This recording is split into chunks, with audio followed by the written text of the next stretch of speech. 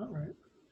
Well, we'll get started. Yat Anatwa, welcome to the Native CDFI Network's weekly Friday COVID call check-in.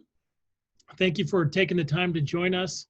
We're here to network, connect with our members, learn, and share resources. And I'm really excited about our featured guest today and our featured member. We're fortunate to be joined by Jeanie Hovland, the Commissioner of the Administration for Native Americans, and our featured member, Russ, the Sequoyah Fund out in Cherokee, North Carolina. And I'm sure a lot of folks already know them, but thank you for joining us, Jeanie and Russ. And before we get started, I want to acknowledge a couple of my board members that are here. We have Cindy Middlestat from Bristol Bay Development Fund out in Alaska, and Christopher Coburn, who's the head of our Organizational Development Committee. And this week, Pete Upton can't join us, and so he's asked Christopher if he could give us an opening. So, Christopher? Oh, yeah. So basically, we just want to, again, we're so excited for your growth, Jackson, as our executive director, pulling these things together and being consistent and finding the partners. We're grateful to Jeanie and Russ to be on the call, as well as the audience. But we really just want to show the breadth and depth of Native CDFIs across the United States. 27 states is a starting point, but obviously we want to have an impact coast to coast. So we're excited to hear other people's thoughts, and thank everyone for being here. And Jackson, appreciate your hard work on organizing this and keeping content going every week. It's something most people look forward to. Thank you. Cindy, do you have any other thoughts or words? No, I think Christopher addressed that, but I just want to take a moment to say welcome to everyone. It is, just as we were chatting here this morning, it just feels like we're so comfortable with each other in this environment, despite not being physically present to see everyone. But it's nice that we have such an intimate network to use and know that we have resources to reach out to. So I welcome both of our presenters here today too, and look forward to the content. Well, great. Well, thank you, everybody. And in order to respect everybody's time and move forward, here's an overview of what we want to do, very similar to what we've done in the past. News, and then our featured guests, and then our featured member. And then we have several different announcements, and some of them are funding related. So if you haven't seen these, remember to stick around for some of these. Thanks. We'll get moving. So really quickly, we kept the news short this week. Wanted to give everybody an update on the COVID, next COVID bill. There will be a new COVID bill probably next week, and it'll be somewhere between 1.3 trillion and $2 trillion. Bird has liver cancer. And there are a number of different issues that are at play here, including let me mute some folks, including liability issues. And so there'll be another big political fight coming up this coming week. But one thing that we wanted to flag and note for our members is that we are pushing for a provision that was in a previous version of the bill. I guess the HEROES bill that has $1 billion for the CDFI fund. And that's something that if you have connections in the Senate is something that is where we need help, because it's passed the House and folks in the House are supportive of it and have advanced this. But when the new bill comes, we want that provision for funding the CDFI fund in the Senate version of the bill. So wanted to flag that for folks. And this is news from last week. Last week, the House advanced an appropriations bill that funds the CDFI fund. So the subcommittee for financial services introduced their bill a couple weeks ago, and then this past week, the larger appropriations committee passed their bill. And it's not anywhere near what the Native CDFIs wanted. Native CDFIs, and we asked for $30 million for the fund that we are much familiar with, the Native American CDFI Assistance Program. So this is something that's going to remain on our to-do list. but wanted to provide you a status update that right now this is what's passed the Appropriations Committee in the House, and the number that we're looking at is $16 million for the NACA fund.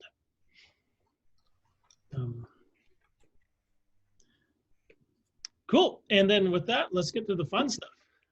Yeah, we're really excited and fortunate to be joined by Jeanie Hovland. And Jeanie is an enrolled member of the Flandreau Santee Sioux from South Dakota. And she is the Senate confirmed commissioner for the Administration for Native Americans. And we've asked her to come and talk a bit about the ANA and what they're doing, also, and tell us a bit about her background. So really appreciate her spending her time here with us. But she is someone that is well respected on Capitol Hill, who has worked with members of Congress, including Senator Thune from South Dakota, and is on several presidential task forces, one of them for missing and murdered Indigenous women, which we take very seriously, and she takes very seriously. And also, she's been on the coronavirus response team that has been put together for tribal needs, and initially met once a week and provided updates, and now they meet every other week and provide updates, I want to say, on Thursdays. So she's very busy and very well connected in the administration, and I'm really happy to have her here. And I think she knows about half of the people on the call because she knows everybody from South Dakota. So Jeanie, thank you for joining us today. Can you tell us a bit about ANA and what you all been up to, and then a bit about your background? Sure. And I have a little bit of a slideshow presentation, but I'm Petri Washte Madakiapi, Chante Washte Chizapi. Good afternoon, relatives. I greet you with a good heart. And again, I'm Jeanie Hovland, Commissioner of the Administration for Native Americans. And thank you, Jackson, for this opportunity to speak with representatives from the Native CDFIs about ANA, Administration for Native Americans. I'm going to refer to us as ANA because we love acronyms in the federal government. So I'm going to talk a little bit about the work we do, and happy to take questions at the end. I'm very pleased to have this conversation because, one, as you said, being from South Dakota, I'm very familiar with the amazing work done by Native CDFIs and the positive impacts they have in our communities and the surrounding communities. And two, because ANA and Native CDFIs share similar objectives for stimulating economic development across Native communities. To demonstrate our shared purpose, I'd like to speak briefly about ANA and the work that we do, the focus of our funding programs, and a couple of national priorities that we are advancing in partnership with Native communities and federal agencies. If I can have you go to the next slide about ANA. So this year marks the 45th anniversary of the Administration for Native Americans. In 1974, the Native Americans Programs Act created ANA to promote the goal of economic and social self-sufficiency. ANA serves all Native Americans, which the law defines as American Indians, Alaska Natives, Native Hawaiians, Native peoples from Guam, the Commonwealth of the Northern Mariana Islands, and the American Samoa. So we're very unique that Congress, one, defined who Native Americans were, and not only do we provide funding for federally recognized tribes, but also state recognized tribes. So that's very, very unique, and not often we see that. If I can have you advance to the next slide, please. Talking about the ANA discretionary grants, which most of you know that is pretty much and primarily what ANA is known for. So among the unique aspects of ANA is that our funding is community-based and it is very flexible. Our grant announcements are published in the late fall or early winter each year to support projects within 3 program areas. ANA's largest program area is the Social and Economic Development Strategies Program, or SEDS, which includes a basic SEDS program. We also have a SEDS program for Alaska, and we have a new SEDS program for growing organizations, or SEDS Go. And I'll talk a little bit more about that shortly, and I'm very excited to share some news about that. So the SEDS program promotes the principle that social and economic development are interrelated and essential for developing thriving Native communities. Funded projects can address workforce development, tribal agriculture, and education, among a range of other Native community interests. I'm particularly proud of the SEDS Go. Again, that stands for Growing Organization. This program was created in direct response to feedback that I've received from Native communities through the years. As Stacy and Anna would know, we've heard even in our large land-based community or tribal reservations that often the tribes that need the funding the most aren't able to compete with tribes that are able to afford grants writers, professional grants writers, and even if they do receive the funding, they often struggle with issues of compliance because they have people that are wearing several hats, don't always have the funding to hire an accounting firm to help. And so they felt that and I've seen it firsthand where the tribes that do need and communities that need the funding most often aren't able to compete for it. So that led me to work with our team at ANA and our Training and Technical Assistance Centers to develop SEDS Go, which closed, July 13th. And we received our first funding application for it and are going through those now. But in this, this is now targeted funds to address growing Native tribes and organizations. It will help them to build their internal controls and build capacity. So they will be able to not only successfully compete for funding, but stay in compliance and for any type of funding, whether it's federal funding or private sector funding. In the interest of time, I'll share a couple of the other projects that we fund. One is the Esther Martinez Initiative and Language Preservation and Maintenance Programs, which are essential not only to the preservation of languages, but also to the long-term well-being of Native people. And last is ANA's Environmental and Regulatory Enhancement Program, which supports building critical capacities for protecting natural environments and natural resources. Next slide, please. And by the way, Jackson, do you want me to complete the PowerPoint and then finish at the end or take questions in between? Yeah, I think if folks have questions about any of these individual programs, right now is an opportune time to speak up. Otherwise, we can do them at the end. Okay. I think let's just move forward. Yeah, and we'll do questions at the end. Sure. So I should mention that if we want to go to the next slide, it's about the ACF CARES Act. So the Administration for Native Americans is under the umbrella of the Department of Health and Human Services, and then under the branch of the Administration for Children and Families. So ACF is the human services side. The health side is IHS, CMS, HRSA, CDC, and ACF is a human services side. So we have important programs that provide funding to our tribes, such as the Community Service Block Grant, which is our child care, the Office of Head Start, TANF, Family Violence Prevention and Services Funds. We also have the Office on Trafficking in Persons. We have LEHAP or LIDEEP, which is also very important. So Office of Child Support Enforcement, and of course ANA. So we are the human services side. Congress awarded ACF CARES Act funding specific for tribes, and these are the amounts that you'll see for the CSBG, 5.6 million. Head Start received 7.5 and then 15 million.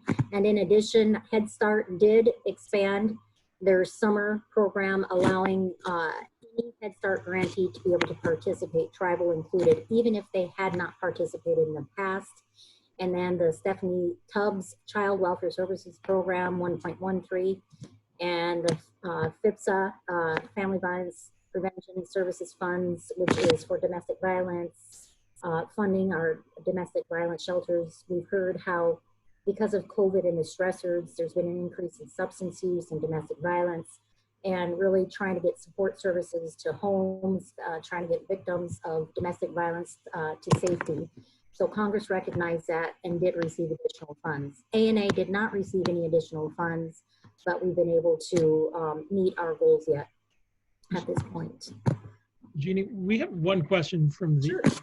Christopher Coburn here about the SEDS.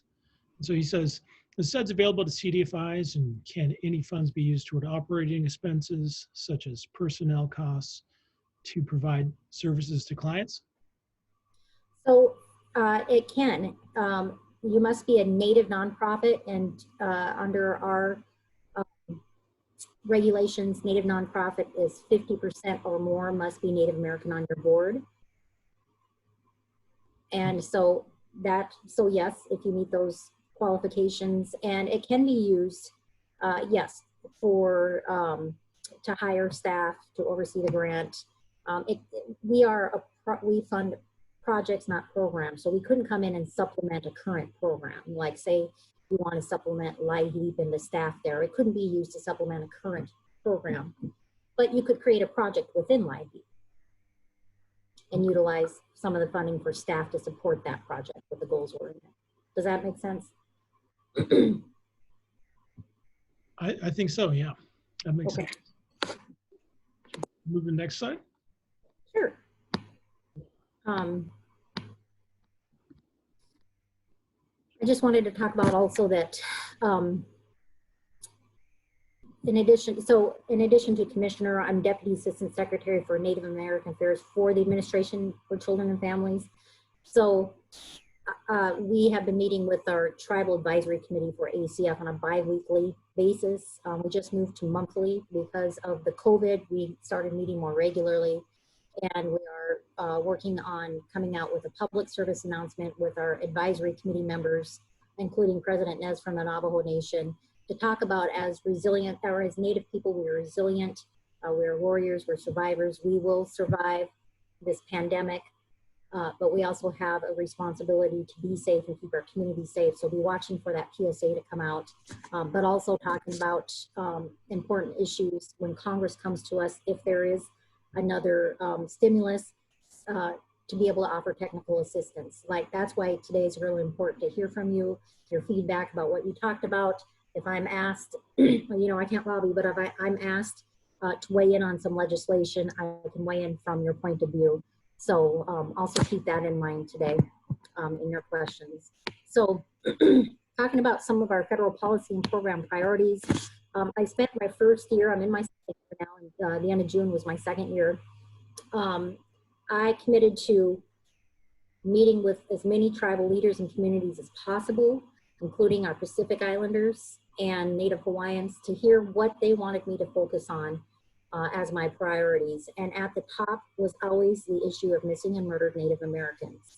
And so at ACF, we had already started to work on a framework to really strengthen our vulnerable populations, those that could be high risk to be perpetrated on and go missing or be murdered. And then in November, the president signed an executive order to address missing and murdered Native Americans. We had heard a lot where folks wanted this to be missing and murdered Indigenous women, women and girls, and then we had heard that we need to include our males. And so this executive order, while there's a focus on women and girls, includes males of all ages, so both genders and all ages.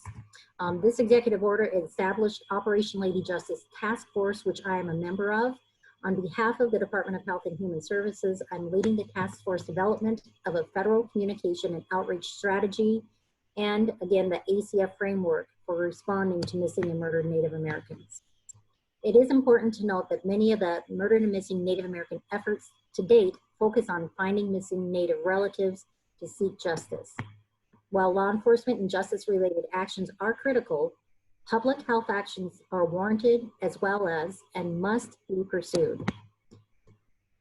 This is some of the issues that contribute to Native people. Women, girls, boys, men going missing or being murdered, and it can be prevented in many instances. Not stating that the victims had putting any blame on that at all, but just saying there are ways that we can strengthen our vulnerable populations to help bring in prevention efforts. And I had heard throughout my consultation that while this, tribal leaders would state, while this is largely focused on cold cases, on solving crimes, finding our missing relatives, HHS, we need you to come to the table here and help provide prevention service, meet us where we're at in our families, in our homes, in our communities. If we're in the middle of crisis because somebody is missing, we need you to help. We need you to come in with services to bring support. If we have found out that our loved one has been murdered. We need you to come and help our communities to heal. So that's really the role that HHS has in this task force, as well as leading across the Department of Justice, Interior, and HHS community outreach and education. Violence is highly connected to our relatives that go missing, whether it's domestic violence, intimate partner violence, human trafficking, child abuse. It all goes hand in hand, often with our missing and murdered relatives, whether it's from a stranger or somebody they know. While it's not necessarily intuitive, some of the factors that increase vulnerability of Native people to poor outcomes during the COVID-19 are also factors that increase vulnerability to MMNA. Some of those factors include lack of economic stability, lack of housing and food security, and in other words, the social determinants of health. So I hope that you all will consider how missing and murdered Native American is driven by social and economic factors, and how it would benefit from our collaborative partnership to address our communities from a social and economic lens. So thank you for your time. Next slide is just about questions, suggestions, comments that you might have. Great. Well, thank you, Jeanie. We have, I forgot, we have a poll that we wanted to do and see. I'll give folks a minute and we'll turn this poll around, but the poll is, have you applied for an ANA grant? And do you have any general comments about the process? So I thought that would be a good way to, so right now we're about 50-50. You got. If I can say that the one thing that I had heard from some of you here today, and then from others, as well as from some congressional offices, is that ANA grants our funding is very competitive, and it's a very, very tough, difficult application. So I committed to the Senate Committee on Indian Affairs on looking at how we can simplify it. And we did our first simplification for this round, but we're going to do a bigger overhaul this next round. But I would love to hear from you on what specifically, if you've written for a grant, you would like to see changes in. Well, yeah, on that note, I'd like to open it up for any questions and any comments, and we can start with that.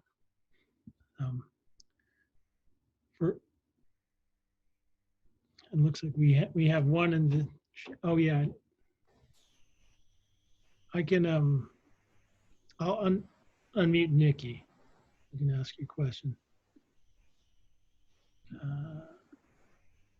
I'm not sure if I can unmute Nikki. Yeah. Nikki, if you're there, you're up. I'm here and hopefully unmuted, just joining with my phone this time. And hi, Jeanie, great to see you again. I didn't have any like suggestions as much on the process, although I did think compared to maybe some other grants that I had applied for in the past, at least at this time, a couple years ago, the narrative requirement or the narrative piece I thought was really long. So that was just one thing I noted, but I did appreciate this was one of the few grants where they provide you, if you're planful enough, with TA support, both as you're preparing your application or proposal, and then kind of a good, I don't know what you call it, postmortem in the cases where you maybe didn't get funded. So I just wanted to say I greatly appreciate, you know, those things, that thing being offered. So thank you. Great. Thanks, Nikki. If I can mention that ANA will provide, once your application is 75% complete, you can send it to our Technical Assistance Center. They will go over it and offer comments and suggestions and send it back to you to complete it before you submit it. So that's also very unique.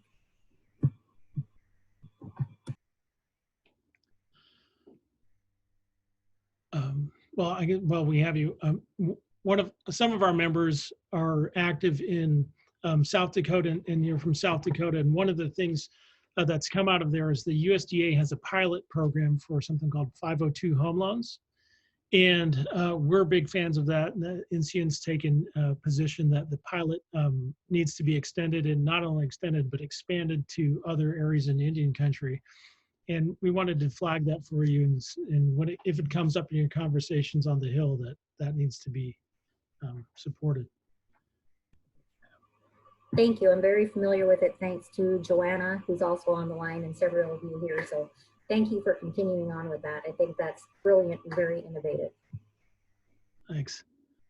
And it looks like so Anna LeBeau has a comment that the staff, what prevented their organization from applying was a staff size requirement, and that a lot of up and coming emerging CDFIs are working on hiring up, and they don't have the loan base to support a large staff, and so that is somewhat of a hindrance. Yeah. So.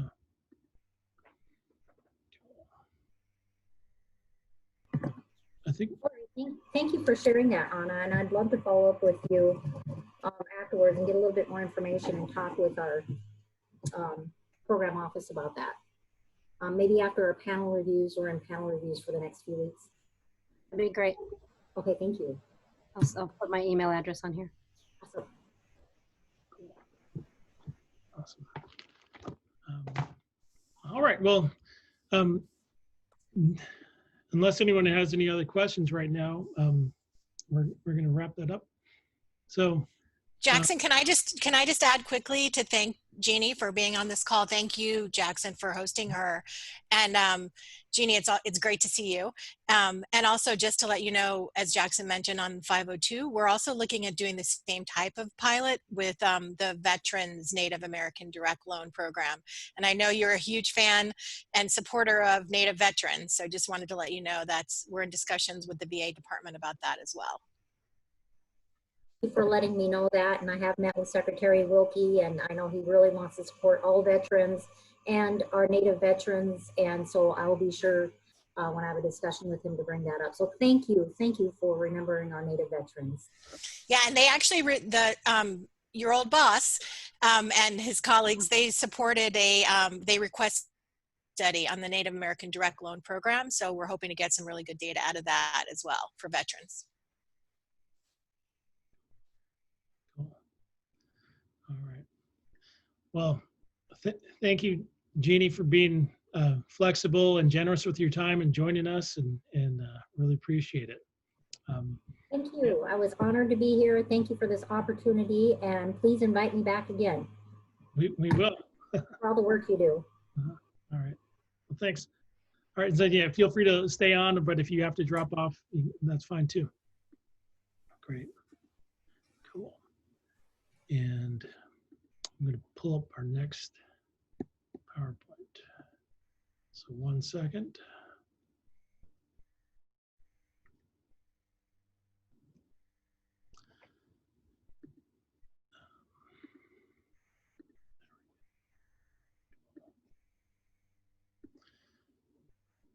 And now we are going to switch gears and highlight one of our featured members, Russ Seagle from the Sequoyah Fund out in Cherokee, North Carolina. Really, Russ is also someone who everybody on the call knows and respects. And Russ has been on the CDFI for more than a decade out in Sequoyah. And he's also worn several hats before that. And he's taught at college, and he's been a successful entrepreneur. And one of the Sequoyah Fund is someone that a fund that a lot of Native CDFIs look at, because they are one of the few on the East Coast, but one that has a great depth of work and has really been quite successful over the years. So excited to have Russ here. So Russ, how you doing? How are you guys doing out in North Carolina? And how have you all responded to COVID, and anything else you want to share with us? We're all ears. It's hot. It's hot. I don't know why people don't want to stay inside. It's hot. But no, we're doing great. We're staying busy. I know that, we're going to be talking about COVID and our response to that. And I appreciate you mentioning all the depth of work that we do. Really, it's breadth. I know we do a lot of different things. We've been around for over 22 years, closer to 25 years, but we've been incorporated about 22 years now. And this is not our first catastrophe. This is not our first crisis. And so we just pulled out the playbook from what we had learned before and put it to work.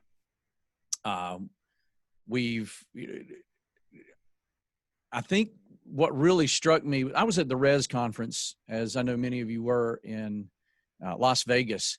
And on the way out, I might have seen one or two people wearing masks. On the way back, I probably saw 2 or 3 people wearing masks, and it wasn't a big deal. But on the last night, while I was sitting in the hotel, I was just watching the news, and all of a sudden it was just like this avalanche of COVID-19. And it really hit me that whether the disease was severe really didn't matter. It was going to be about how people thought about the disease. It was about their attitudes, and the panic sometimes can be as bad or worse than a pandemic. And so I got on the phone with the board that night, and we started to formulate a strategy for what do we need to do to react to this in a way that helps people feel comfortable. It helps us stay in front of our customers, and it helps us serve them without missing a beat. So we were in the office the next week on a limited basis. The tribe had already started to put together their COVID-19 plan. The school system had started to do the same thing. And of course, the state of North Carolina had started thinking about what do we need to do in terms of locking things down, closing businesses, and so forth. So it was just one of those waves that you just get on it and you ride it, and you hope you stay on the board. And we did. We went to a remote work schedule. I've got a couple of people who live within 5 minutes of the office, and they just prefer to work from the office because the internet's better. So we allowed them to do that.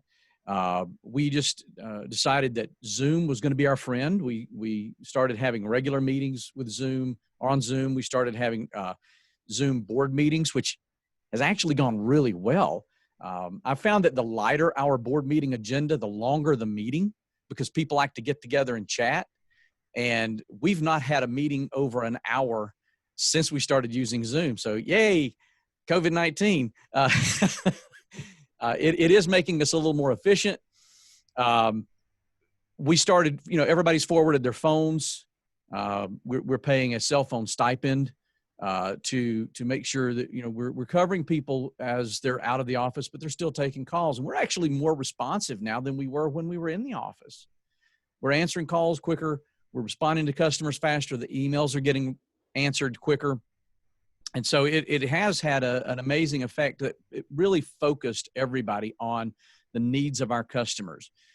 In a time like this, it's really easy for us to navel gaze, it's so bad. And to think about how we need to do things internally. And we chose not to do that. We started focusing outward.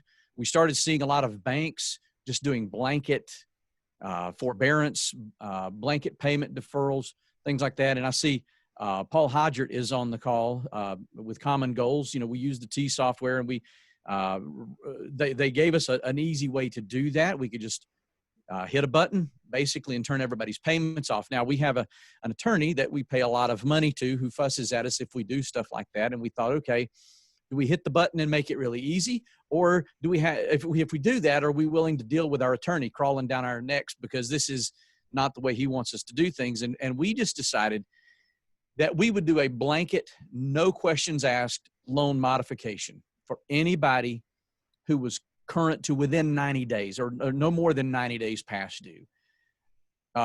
Because it was just easier to deal with it. We told people, look, this is the fresh start you thought you'd never get. And we're going to give you this one last chance. So if you're 60 days past due, we're going to help you. And don't look a gift horse in the mouth. We did that. And we knew that 120 days was probably not going to be enough to defer those payments. Sure enough, we're starting to get requests for people who have not been able to reopen their businesses, or people whose businesses were reopened. Maybe they got some PPP money. They were told they had to spend that money within 8 weeks. They burned through that money. The money's gone. Now they were told, hey, you've got 24 weeks to spend the money. No more money. They're either having to reclose because of local restrictions, or they're having to close because their money's gone. And so we're now sort of entering phase 2 of our client relief. And so what we're doing now is we are looking at our portfolio, and we are ranking those businesses in terms of vulnerability. Obviously, we've got some businesses that were not sound going into this thing. They were right there on the bubble, probably not going to make it. But we also had some businesses that were looking forward to their best year ever. I mean, historically, this was on track to be their best year. They were expanding their business, and then bam, you know, we fly the plane right into a mountain, and they've got nothing. So we're having to look at these in terms of a traffic signal. We're looking at red, yellow, and green. The green businesses are the ones that we want to help first, because we know that if we help them now, they have long-term viability.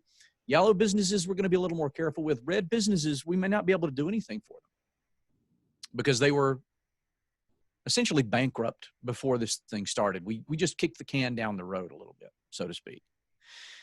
We've been very careful about letting people know that we are taking applications for new business loans, but we're not processing those yet, especially for people who want to go into industries that have been hardest hit by this. We're saying, look, we love your idea 3 months ago. We may love your idea 6 months from now, but right at this moment, it's just not going to work. So let's sit on this a while. The worst thing we can do right now is get you into debt for something that you can't operate. So we've kind of put the brakes on the startup funding. Cherokee is a tribe that has a casino. So we have a per capita. It's a semi-annual per capita, comes out in June and December. And we have some businesses that defaulted on their loans, and the per capita became their backup payment. We don't touch those. We've not touched those. We also do a housing rehab loan product that we allow people to pay directly from their per capita. We didn't touch those because the June per capita was already in the bank in November. So it didn't hurt their economy, so to speak, for the casino to be closed down for 3 months, because that money was there. Now, what's going to happen is December is going to be about half of what a normal per cap distribution is. So there were two things that we did, and I'll stop there because I could talk about us all day. But the two things that we did going into this that I think are important. We have an entrepreneurship curriculum that is in use in 43 states, 12 foreign countries. It's a 35-year-old product that we now own, and we develop it, we distribute it, we train people in it. And it has a lot of different components. We have an ag component. We have a healthcare component. We have a summer camp component. And so for years, we've done a summer camp for 10 to 13-year-olds in Cherokee. In 2018, we ran a regional summer camp for girls aged 10 to 13. We called it Camp Girl Boss, and it was a huge hit. We did one. Last year, we ran 10 camps all throughout Western North Carolina. We had about 250 girls. Our goal this year was to scale that to 100 camps across the nation. Of course, COVID had other plans for us. We took that camp, we put it online. It is now campgirlboss.com. Kids can go online. They can take this virtual camp where they can interact with other girls their age, so they're not isolated. They have chat rooms. They have forums. They have videos. We do daily live streams with youth entrepreneurs, and it gives them an opportunity to, wherever they are, to get an education and stay connected with other kids. And of course, we've always get the question, when are you going to do this for boys? That's in the works. We just found that girls and boys in a summer camp situation tend to operate better when they're apart. You put them together, they lose focus. But the virtual camp is something that we are now going to extend. We're reaching out to school systems. We're reaching out to tribes. We're reaching out to sponsors to say, look, kids are going to need something because extracurricular activities are done for. Even if kids go back to school in one form or another, there's nothing extra out there for them. And so we're working with schools to help them use their extracurricular activity budget to help pay for this. And it's a great program. So that was the big thing that we did. The other thing that we've done as this started, and to just kind of keep things on track, is we discovered that nobody reads emails.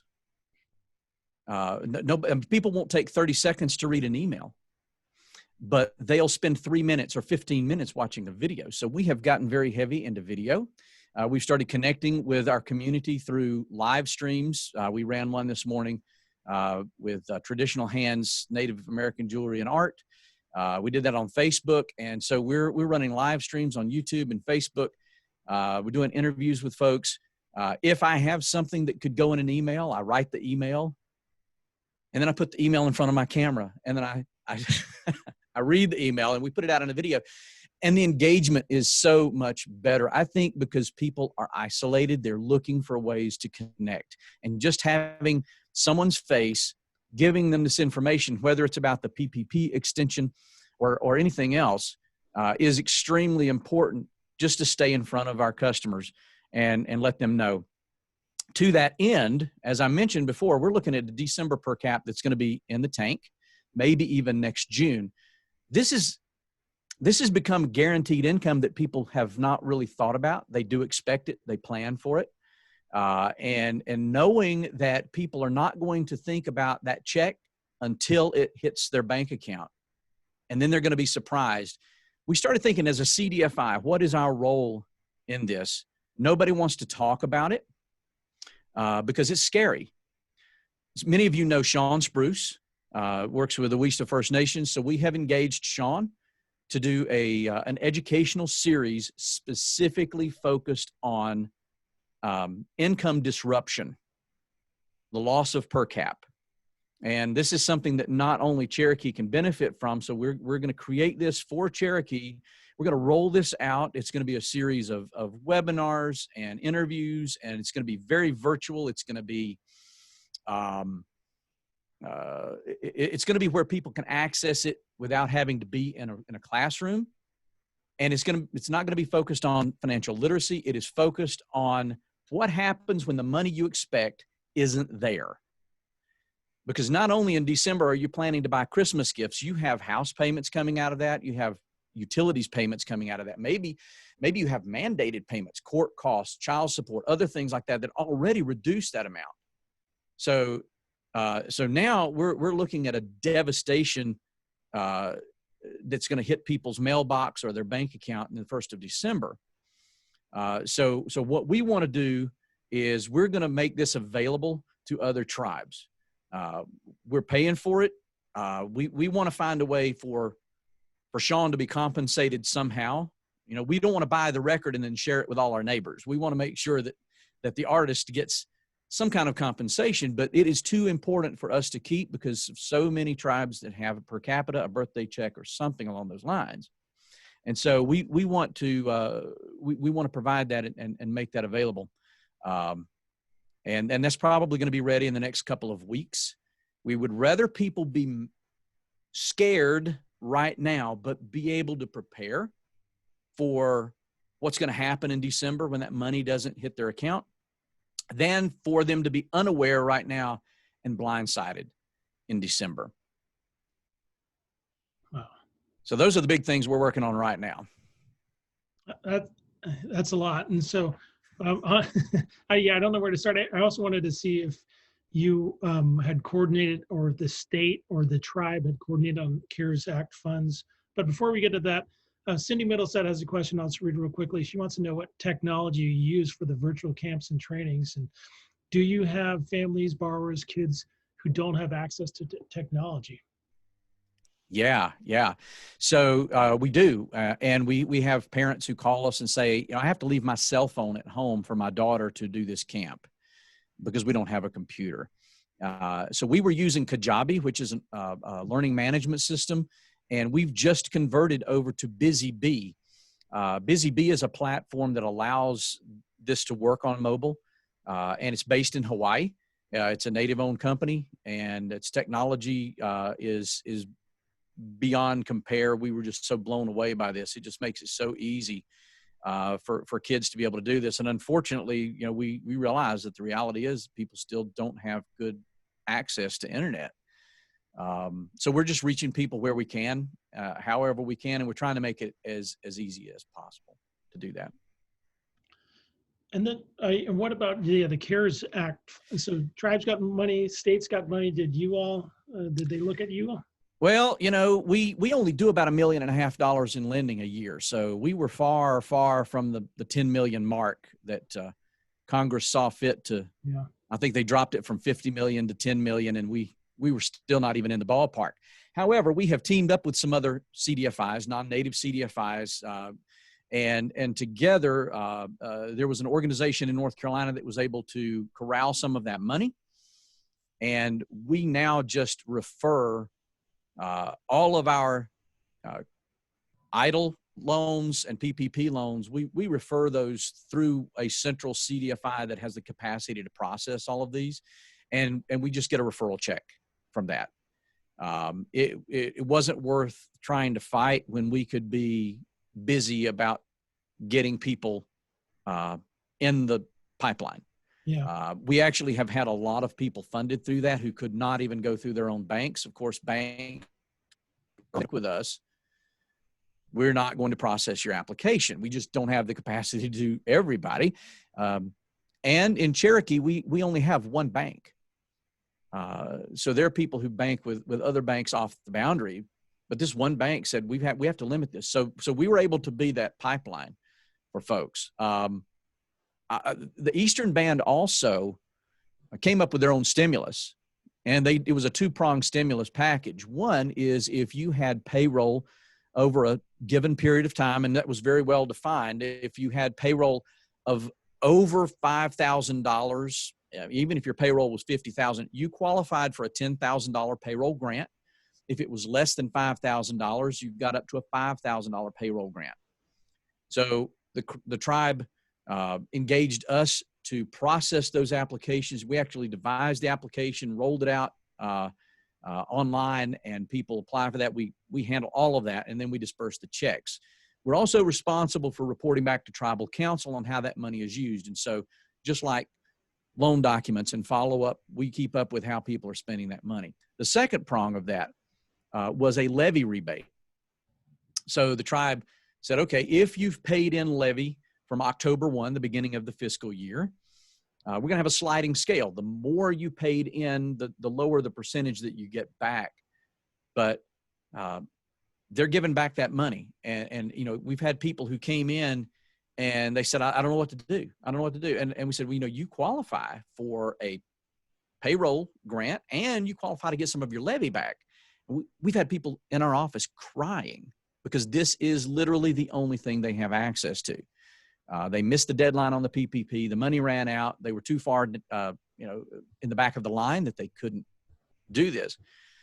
So it gives us a good feeling just being able to help people even in a small way. And we do have some emergency loan dollars that we're still lending. We're doing very low interest, short-term emergency loans of up to $25,000. The original idea was that money would be a bridge until they got their EIDL loan, and that they would be able to pay us back out of that, not out of the PPP, but from the EIDL money. And it turns out that people were applying for a $10,000 upfront grant, and they were getting $1,500, $2,000, because Congress wrote the law one way, but the SBA changed the rules, right? They said, oh, 10,000? No. Congress wasn't serious about that. We're going to give you up to 10,000. So yeah, we've been dealing with that. We've processed, I think, 170 businesses through that program, in both of those, the payroll protection and the levy rebate. Cool. Well, I want to open it up and see if we have any other questions from the members. And feel free to jump right in. My other question is, where did you get your cool microphone? I need to get one of those. This well, it was at the time I bought it. It was about $50 on Amazon. It's an Audio Technica ATR 2100, super cheap mic, but it sounds great. Now I think they're probably $700 because everything went up because everybody jumped online. High demand. I'll sell you mine though. Make you a good deal. Yeah, you make a profit. Oh, cool. Well, I think we'll wrap it up there, and we'll get to our other announcements. But Russ, yeah, really appreciate you joining and sharing. Thank you. With the members. Thank you. Thank you, Jackson. I appreciate it. Appreciate the opportunity. And stay cool. Stay cool. Or stay inside. Yep. All right. Cool. Well, all right. We're gonna wrap up with a few announcements, and then it'll be weekend time for folks. So first off, this is reiterating an announcement we did last week. So last week we kind of pre-launched what we're launching today is the Native CDFI Network Institute, and this is a resource that we hope is valuable to our members, and we wanted to make sure that the members that join us on Friday heard about it first. And so if you're interested in joining the webinar institute that we spoke about last week, it is live. If you go to nativecdfi.net/institute, you can sign up there. There'll be 2 sessions, and they are free, but the space is limited to 15 people for this module. And again, Jack Northrup, who knows a lot of folks and is well liked by many folks, is going to be our first trainer for the institute. And his bio is here, and it's also on our website. And here's more information on the training, and it's also on our website. So everybody here has got first access to it, and we're going to put it out right after this. So sign up if you're interested. Free, valuable training. Second, we want to highlight the Wells Fargo funding. We've sent this out to our mailing list, and if you got the email for this, you probably have already seen this, but we want to make sure that it's in front of you. We think it's a good resource. We've also noted that some of our tribal Native CDFIs have had challenges with getting access to this because it's designed for a 501c3, but our tribal CDFIs are nonprofits just as well. So we're talking, and we're going to try to work that out. But yeah, really, really great opportunity with our friends from Wells Fargo, and also our friends from Citi have a similar CDFI grant program that we wanted to make sure everybody was aware of. And if you're not able to take this down and you don't have it, feel free to email me, and I'll get back to you with the contact information for this. And then our friends from the Federal Reserve, they're doing a survey, and the deadline is today at 8 p.m. And they have several different prizes that you can win if you complete this. So the link was included in our latest email, but I wanted to flag that for you as well. And we are almost done. One other thing, if you are in the upper Midwest, Minnesota, Minneapolis, there is the Venture Circle and the Bush Foundation are putting together an investment competition, and the link is there. And I think Nikki, the Indian Collective, is also helping promote this, I'm pretty sure. But our friends from the Community Reinvestment Fund in Minneapolis flagged this for us, and we wanted to share it in case you or your customers might be interested in some of this.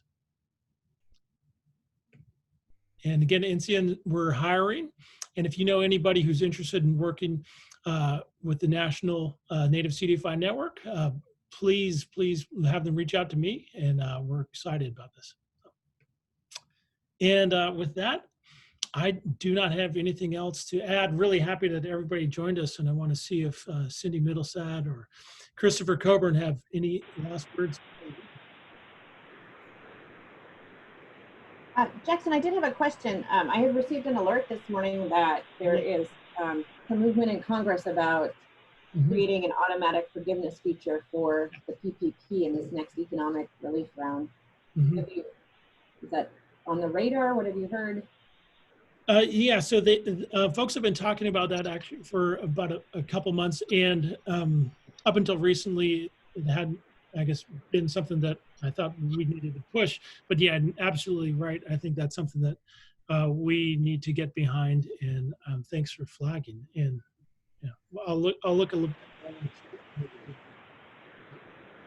Jackson, I'd like to plug one more thing if we can as we close. Just want to remind everyone, the Native CDFI Network, we're stronger together. And one of the ways that strength can be expressed and address local needs better is the regionalization plan that's coming forward. And so areas geographically close, banding together. As that rolls out, we'd ask for your support. We'd ask for you to think about participating. Eventually what will happen is representation at the national level on that Native CDFI network will roll up from the region. So, you know, that will be committee levels like the Organizational Development Committee, Capacity Committee that I chair, Policy Committee, Impact and Data. You guys to help pick people that would represent your interests better closer to home. So it's a respect to sovereignty, it's a respect to local control. You know, we know you know your area better than anyone else.